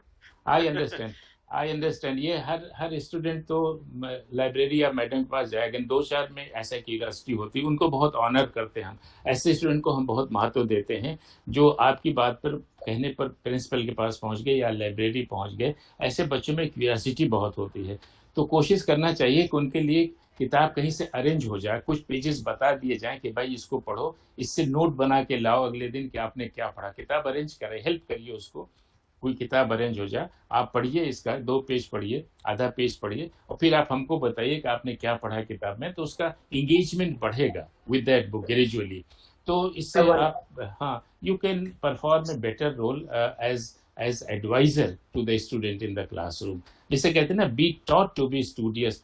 कौन सी किताब पढ़ेगा आपने बता दिया, कौन सा चैप्टर पहले खोलेगा। अब हर किताब में पहले से चैप्टर से आखिर तक तो नहीं पढ़ेगा, आप जो चीज़ पढ़ा रहे हो सकता है वो 10वें चैप्टर में होता है, आप उसका कहिए कि इस किताब में 10वें चैप्टर पे जाइएगा, और 10वें चैप्टर में 3-4 पेज के बाद में ये सारे डिस्कशन आपको मिलेगा। आप इतना पिन पॉइंट जब कर देंगे तो एकदम से उसको क्यूरियोसिटी बढ़ेगी, चलो किताब में 10वां चैप्टर खोल करके देखें। सर एक क्वेरी मेरी भी है। Sir, this is Suhail. Sir, I have one question, sir. Yes. I have a question. Hello. बोलिए। मैं है मेरा सर मैंने जब क्लासेस लेती तो कुछ बच्चे तो हो जाते हैं मेरे साथ अटैच, लेकिन कुछ बच्चे नहीं सुन पाते, ना वो मुझे फॉलो कर पाते ना मैं उन्हें फॉलो करा। हाँ, ये क्लास मैनेजमेंट का इशू है। Class is a heterogeneous group, और स्टूडेंट के लिए हेट्रोजिनस ग्रुप होता है क्लास जो है, is not a homogeneous group. अगर होमोजिनस ग्रुप हो तब तो एड्रेस करना आसान काम है। Class is a heterogeneous group, और हेट्रोजिनस ग्रुप का मतलब कि कुछ कमजोर बच्चे होंगे, कुछ बहुत ब्रिलियंट होंगे, कुछ रीजनल वेरिएशन होगा, लिंगुअल वेरिएशन होगा। तो ओवरऑल निगाह रखना चाहिए। टीचर का काम यह है ओवरऑल निगाह रखे, मजमूई नजर रखे, पूरे क्लास के ऊपर में एक मजमूई नजर रखे। वो अगर ठीक जा रहा है then full marks to the teacher, और फिर इंडिविजुअल इश्यूज को आप बाद में ले लीजिए, then you can handle the situation. Thank you, sir. Thank you for your regular lecture, sir. I have a question. Hello. As you have described the triangle of qualitative, quantitative, and egalitarian processes. Right now, as we are seeing that the classroom is getting bigger and bigger nowadays. So, how do you suggest, sir, how should we cope the quality in the matter when the quantity is getting bigger and bigger, and how? Yes. Very challenging issue, and that is why the system is not becoming successful, and the system is not catching up with the world. And this is not only a case in India. 1970 में James Buchanan बड़ा economist है America का, and he also got Nobel Prize in 1971, 76 perhaps. तो James Buchanan ने किताब लिखी academia इन anarchy, उसके किताब का टाइटल है एकेडेमिया इन एनार्की। और उस एकेडेमिया इन एनार्की किताब में पहला सेंटेंस लिखा है, universities in America are in a crisis. मतलब अमेरिका जैसे देश में सन 70 के दशक की बात है, 70 के दशक में सिचुएशन बहुत अच्छी थी, खराब सिचुएशन नहीं थी। वो कह रहा है universities in America are in a crisis. तो वो जो क्राइसिस बीच में उसको एक्सप्लेन करता है, वो क्राइसिस इसी वजह से है कि there is a trade off. ऐसा देखिए, हमारे उंगली पर गौर करिए, ऐसा ट्रेड ऑफ है, एक टकराव सा है। ये टकराव किसके बीच में है? Between quantity and quality. ये बिल्कुल ऐसी बात है जैसे कोई पेशेंट डॉक्टर के पास जाए, फिजिशियन के पास, और वो कहे कि हम डायबिटिक भी हैं, हमको शुगर का मर्ज भी है, और हमको जॉन्डिस हो गया है।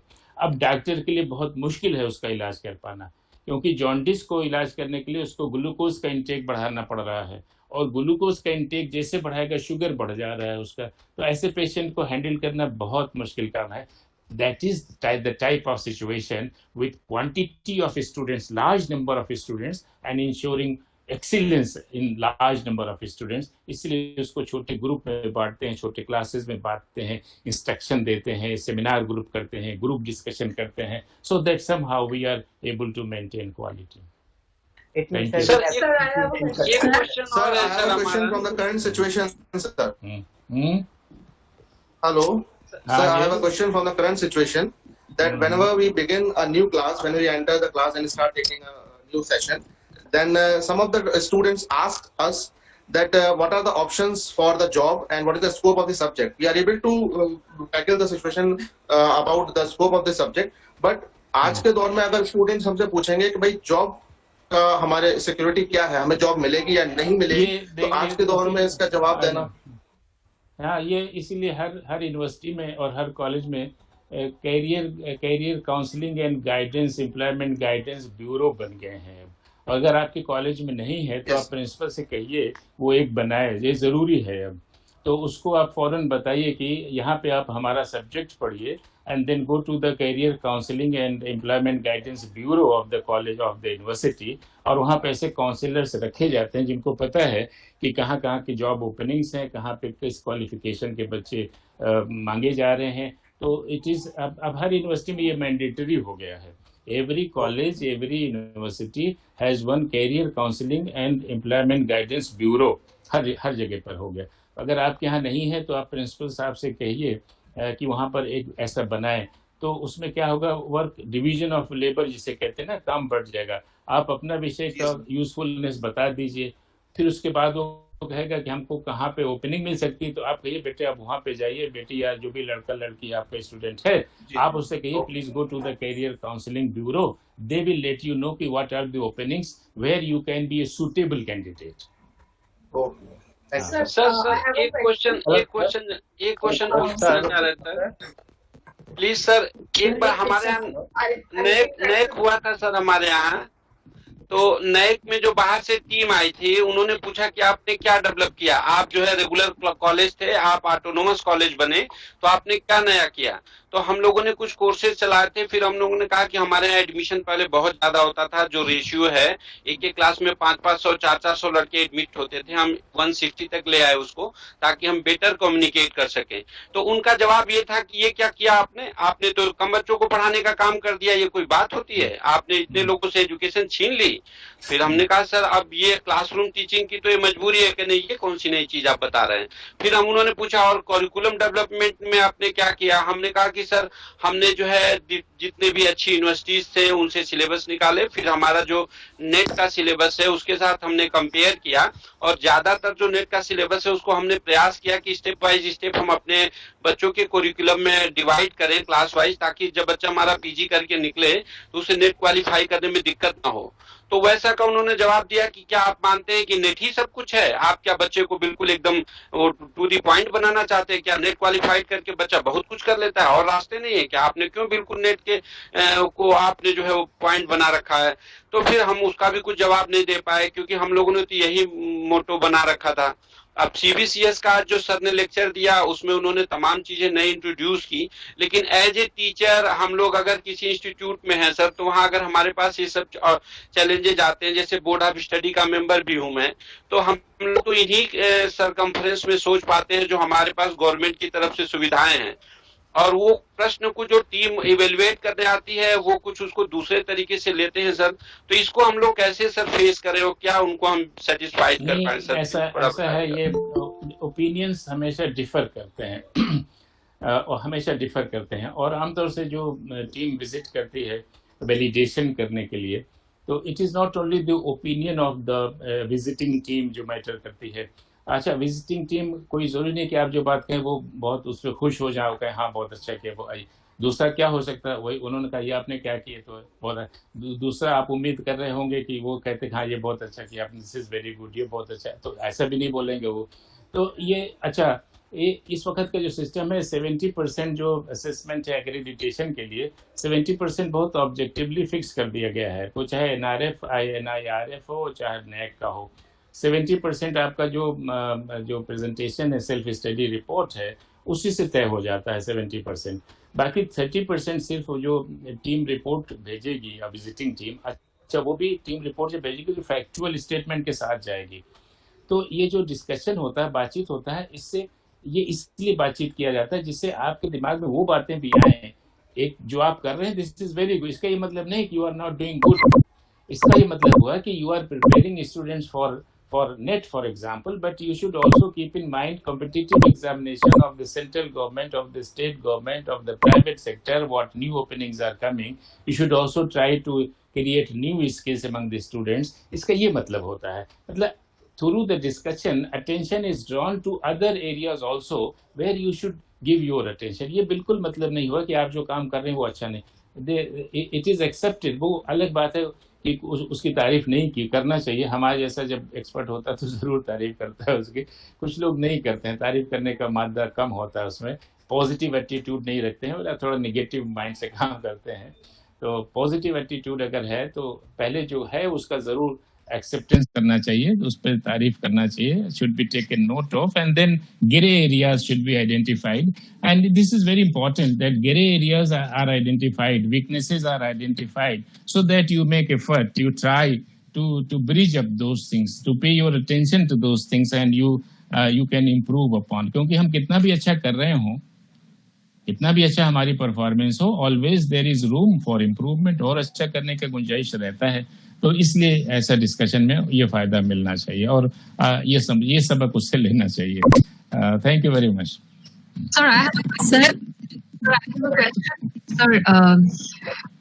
May I ask, Mr. Reddy? Yes. Okay. Thank you, Professor, for sharing years of experience with us. It was very enriching.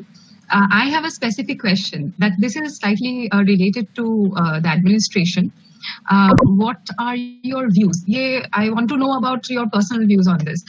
What are your views on surveillance in educational institutions? I think this is something which is at the present moment very much being implemented across the country, and it is already there in the private setups. Now in public setups also this is being incorporated. So I would like to know that, where students are being monitored, it is fine. To an extent it is fine, but what about monitoring teachers through any sort of electronic surveillance?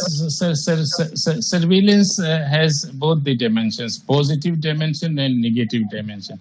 Surveillance with negative dimension amounts to spying. So I'm not in favor of spying. Surveillance with positive thinking is very good, is part of good governance. And governance is defined as creating facilities so that the system can function efficiently.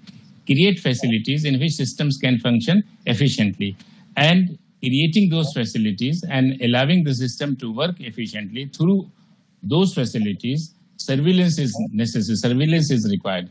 And particularly when the government is sitting at one place and there are institutions, now thousands of institutions is scattered all over the state, all over the country, and there are heterogeneous institutions, central government universities, state government universities, private universities. Very soon there will be foreign campuses, foreign universities.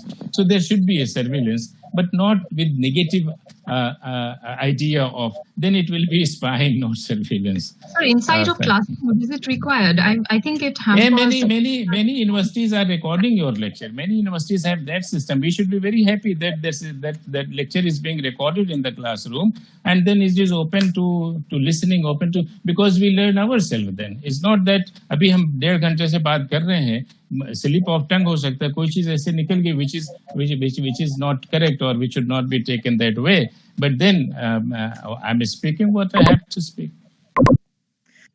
Thank you so much, sir.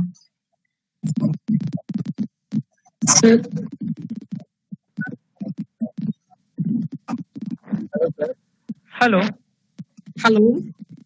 Sir, बच्चों को class तक लाने के लिए हम क्या कर सकते हैं? Hello sir. सर बच्चों को क्लास तक लाने के लिए मैं क्या कर सकता हूँ? जैदी साहब इनको बता दीजिए कि जो इनको एक क्वेश्चन और ले लो, इनको ले लो, उसके बाद बंद कर देना। Hello sir. जैदी साहब इनका क्वेश्चन ले लीजिए जो बच्चों के बारे में कुछ कह रहे हैं। जैदी साहब are you listening? Yes sir, मैं कह रहा हूँ कि बच्चों को क्लास तक लाने के लिए मैं क्या कर सकता हूँ? मेरा कॉलेज जो है एक रूरल एरिया में है और यहाँ ये मोटी रूल बन चुका है कि बच्चों हर सब्जेक्ट में क्लास तक नहीं आते हैं। कुछ सब्जेक्ट में आते हैं लेकिन 4, 5, 6 यही उनकी संख्या होती है। वो थोड़ा दोनों कई बातें इसमें करना पड़ेगा, थोड़ा पेरेंट्स से मिल करके और जो गांव में पेरेंट टीचर एसोसिएशन से मिल करके बच्चों को मोटिवेट कीजिए और बच्चों के लिए कुछ फैसिलिटीज क्रिएट कीजिए और जो आपका जो लेक्चर है उसको थोड़ा इंटरेस्टिंग बनाइए, स्टोरी वगैरह से शुरू कीजिए लेक्चर को, ताकि बच्चे, चूंकि अब आप हायर एजुकेशन में है तो बहुत नीचे भी नहीं जा सकते हैं, तो ऐसा आप उनको जिससे so that they know the attraction of higher education, ऐसी जो शिक्षाप्रद जो चीजें हैं वहां से आप शुरुआत करें तो एक मोटिवेशन पैदा होगा। ये थोड़ा मुश्किल काम है, साइकोलॉजिकल गाइडेंस की जरूरत है। आपके यहाँ अगर साइकोलॉजी पढ़ाया जा रहा है तो साइकोलॉजी के जो टीचर हैं वो बहुत हेल्पफुल होंगे कि how to rope in the students. उसमें कई तरीके की प्रॉब्लम होती है, कहीं पे तो इकोनॉमिक प्रॉब्लम है कि वो बच्चा जो है वो दिन में पेरेंट के साथ में काम करता है, काम नहीं करेगा तो शाम को खाने भर को पैसा नहीं मिलेगा उसको, है ना। तो ये प्रॉब्लम अगर है तो it should be addressed through the gram pradhan की कोई तरीके से उसको उस फैमिली को हेल्प किया जाए so that the student can be spared for going to college. अगर 4 घंटे के लिए नहीं आ सकता तो 2 घंटे के लिए आए। धीरे धीरे parents will understand the value of education. तो क्या होगा, धीरे धीरे फिर जो एक एनवायरनमेंट क्रिएट होगा। कहीं पे सोशल डिस्क्रिमिनेशन है अगर, तो आप देखिए कि वो सोशल डिस्क्रिमिनेशन तो नहीं हो रहा है, ट्राई टू रिमूव दैट। कहीं पर लिंगुअल प्रॉब्लम हो सकती है, the teacher is speaking the language which the student is not able to grasp fully, तो वो आइडेंटिफाई के, तो एग्जैक्ट रीजन का पता जब करेंगे तो अलग अलग ग्रुप बन जाएंगे कि ये स्टूडेंट इसकी वजह से नहीं आ रहा है, this student is not coming for this reason, then it will be easy to tackle the problem. तो ऐसे करेंगे तो कुछ सफलता मिलेगी, आपको जरूर मिलेगी। जी thank you sir. Thank you very much. हाँ थैंक यू जैदी साहब, थैंक यू वेरी मच, बड़ा अच्छा आपका सपोर्ट रहा। Thank you sir. Thank you sir, thank you so much sir. Welcome. Thank you sir, thank you.